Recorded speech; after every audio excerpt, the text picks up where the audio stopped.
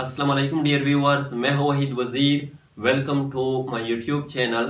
तो इस वीडियो में हम डिस्कस करने वाले हैं experimental group and control group. आगे जाकर जब आप लोग बीएस, एमफिल या पीएचडी में रिसर्च के दौरान एक्सपेरिमेंट करेंगे तो वहां पर आप लोग टू ग्रुप जो है वो लगाएंगे। एक होगा एक्सपेरिमेंटल ग्रुप और दूसरा होगा कंट्रोल ग्रुप। एक्सपेरिमेंटल ग्रुप वो ग्रुप होता है जिस पर हम एक्सपेरिमेंट करना चाहते हैं, जिसको हम चेक करना चाहते हैं। और कंट्रोल ग्रुप वो ग्रुप होता है जिसके साथ हम एक्सपेरिमेंटल ग्रुप को कंपेयर करते हैं। मैं एग्जांपल देता हूं, प्लांट में फोटोसिंथेसिस का प्रोसेस होता है जिसके थ्रू वो ग्लूकोज को प्रिपेयर करते हैं।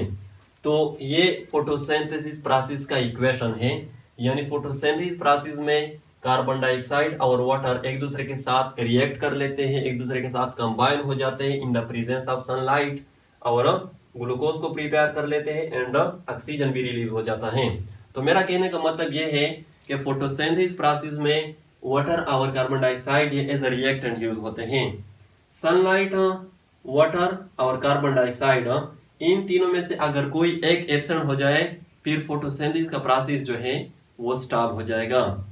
तो फॉर एग्जांपल ये टू सिमिलर प्लांट हमने लिए हैं, यानी दोनों का ताल्लुक एक ही स्पीशीज से है, लेकिन इस प्लांट पर हम कार्बन डाइऑक्साइड के इफेक्ट को चेक करना चाहते हैं। तो हमने क्या करना होगा, इस प्लांट को हमने सॉइल भी प्रोवाइड करना होगा, वाटर को भी प्रोवाइड करना होगा, सनलाइट को भी और कार्बन डाइऑक्साइड को भी। लेकिन ये जो प्लांट है इसको हमने सॉइल प्रोवाइड करना होगा, वाटर भी प्रोवाइड करना होगा, सनलाइट को भी प्रोवाइड करना होगा, लेकिन कार्बन डाइऑक्साइड को प्रोवाइड नहीं करना होगा। तो क्या हो जाएगा, ये जो प्लांट है इसमें फोटोसिंथेसिस प्रोसेस जो है वो हो जाएगी, क्योंकि इस प्लांट के लिए वाटर भी प्रोवाइड है, सनलाइट भी प्रोवाइड है और कार्बन डाइऑक्साइड भी प्रोवाइड है। लेकिन ये जो प्लांट है इसमें फोटोसिंथेसिस प्रोसेस जो है वो नहीं हो जाएगी, वो स्टॉप हो जाएगी, क्योंकि इसके लिए वाटर भी प्रोवाइड है, सनलाइट भी प्रोवाइड है, लेकिन कार्बन डाइऑक्साइड जो है ये प्रोवाइड नहीं है। और फोटोसिंथेसिस प्रोसेस में carbon dioxide as a reactant use होता है। अब यहाँ पर ये जो प्लांट है जिस पर हमने एक्सपेरिमेंट की, जिस पर हमने कार्बन डाइऑक्साइड के इफेक्ट जो है वो चेक किए, तो इसको हम कहते हैं एक्सपेरिमेंटल ग्रुप।